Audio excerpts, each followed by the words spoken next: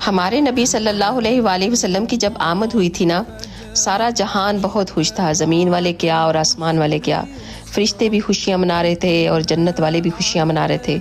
ज़मीन और आसमान में रहने वाले सब बहुत ज़्यादा खुशियाँ मना रहे थे। फूल, दरख्त, पहाड़ सब खुशियाँ मना रहे थे। सिर्फ एक कहीं था जो बहुत ज़्यादा रो रहा था, वो था शैतान।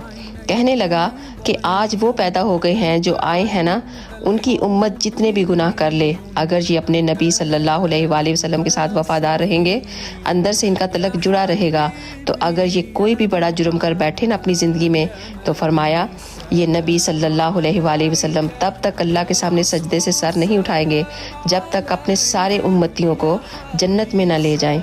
सुभान अल्लाह।